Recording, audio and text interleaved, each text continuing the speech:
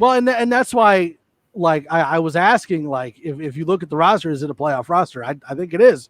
I think we all think it is. And I think that's part of the reason, or most of the reason, why Broncos fans are so upset. Like, the roster is there. Like, I'm not saying that we would, like, go to the Super Bowl, but a wild card berth, like, something. Like, we should be in the running, more in the running, for that wild card berth than we are. And, you know, it comes down to Shermer and Locke. And again, I don't know if it's those two fighting each other or if they're not a fit. I don't know. You know, that's kind of why I'm thinking 3-4 games into next year. You know, give them the offseason, give them OTAs, give them all the practice they need. And if it doesn't work, well, the problem is 3 to 4 games to start the season. If things go south that early, it's very, very hard to make the playoffs if you're 1-3 or 4. And this is why, you know, we kind of need to have the conversation. Like, if we are going to have Drew Lock next year, what do we do in the offseason? Now, there's been a lot of talk about Matthew Stafford, and I get it. Matthew Stafford is awesome. I would love to have Matthew Stafford on the Denver Broncos. I think if Matthew Stafford's on the Denver Broncos right now, we're definitely in the playoffs.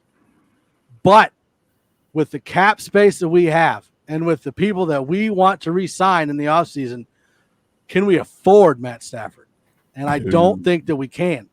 So that's why I'm saying, if you look at the available, like me personally, I would love to have a veteran quarterback come in and then draft another quarterback. So that way you have competition from a young one, but you have that veteran coming in.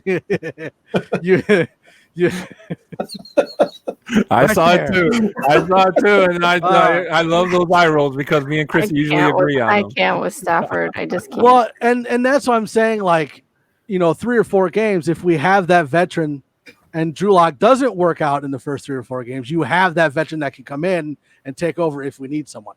That's what I'm saying. If you look at salary cap space, you're looking at like Fitzpatrick or yeah, that's about it. Can you name any other quarterbacks that we can afford?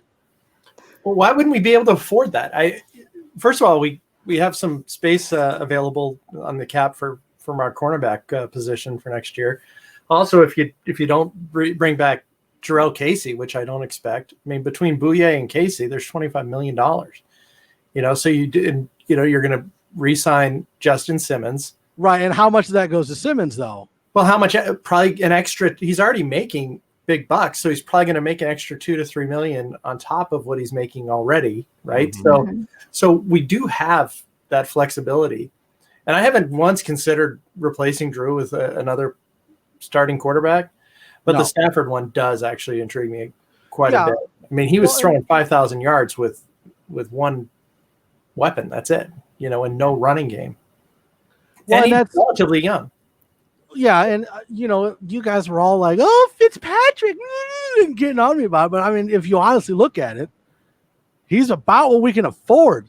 And like, I'm not saying to have him come in and start. I'm saying, like, why would you not want a 16-year veteran to come in and help Locke learn? And I'm not opposed to that at all. I'm not opposed to him learning under somebody. I'm just opposed to Drew Lock getting benched and sitting on the bench like Paxton Lynch did. Mm-hmm. Because that's a death sentence for Locke. There's a reason why Joe Flacco didn't want nothing to do with that last season. If you bring in Matt Stafford, that's automatically a Drew Lock is going to the bench. Whereas if you bring in I know that people have been talking about like Sam Darnold, but why would you want another project on the roster? Like I get it, he could be good, but we can't even freaking work on Locke. So how are we supposed to do Locke and Darnold? I know the Jets are acting like quarterback is the real problem, you know. So. The Jets can't do anything right. Just to give you an idea real quick, I'm looking at the Broncos opponents for next year. All right, so we obviously have the six games in the division. We are home with the Ravens, home with the Bengals, home against the Eagles, home against the Washington team. And it looks like also home against the AFC East team that finishes in the same place as we do. We're away at Cleveland, Dallas, New York Giants, Pittsburgh Steelers, and the AFC South. So we have a really tough schedule next year. Pretty big lineup. Always have a tough schedule. I know. I don't know how that always works out that way, but You my know who point my my point you know is who you my really can't favorite fool around quarterback with it. is though, like of all time? Alex Smith. I love Alex Smith. I like Alex Smith too. I wonder, he's Like pretty even good. even on one leg, he's better than like half the quarterbacks out there. Well, wouldn't he be a great guy to have in? I Yes. don't know what his contract looks like with Washington, but he would It's- be the perfect guy. He's going to be a free agent. I don't think know. Washington lets him walk. Washington Washington wants to resign him, but at the same time, he is getting up there in age. Yeah. And and even with him being healthy, like I still worry anytime somebody looks at his leg that it's just going to snap in half. They don't have But- any faith in Haskins. No, his not at all. value for us would be as a mentor. He was supposed to have been so generous with Mahomes, knowing that Mahomes was going to be taking his job, and it did not affect, from all the things that I've read about him, it did not affect the way that he treated Patrick and really helped him along. I mean, Mahomes has said that this guy has helped him, tremendously in his career. Well, but if we go after Alex Smith, which I don't think we could afford him either, you get Alex Smith on the team, Drew Lock's not starting. Like there's certain quarterbacks that you go after that if they get him, Drew Lock is done. So that's what I'm saying. Like if we're going to go get a veteran, which I think we should, I think we need to have that backup plan just in case Drew Lock doesn't work out. You're looking at Fitzpatrick. You're looking at Cam Newton. You're looking at. He's got Fitzpatrick on the brain. Does he get paid every time he drops the Fitzpatrick or Fitzpatrick? Maybe. Like, I mean, if you can tell me other quarterbacks, like I'll gladly accept it. Like who's 'Cause, available? Like we don't want Darnold. Matt Ryan, you're going to have to Cam trade an arm and a Newton? leg for. Cam Newton, but no, thank Matt you. Ryan's too old. I know, but I'm just saying, like as far as quarterbacks go, I can't think of any other ones that would come in and be able to help and be able to take over if we needed someone There isn't to. any. There is none. And so, then you're looking at the draft. Well, obviously, we're not going to get Lawrence. We're not going to get Fields.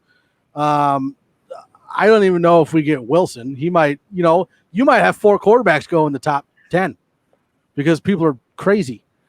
So, you're looking at like a second-round quarterback, like a Trask or a Mac Jones. He's probably going to be first round. Probably. Really? Because that'd be 5. I mean, I would not be surprised if he gets picked first round. His stock is rising big time. Yeah. I mean, I know we're a distance from the draft, but people are really pushing his candidacy as a first round pick. Yeah, I don't. So I mean, if the Broncos take a quarterback in the first round, Drew Lock's got maybe 6 games, maybe.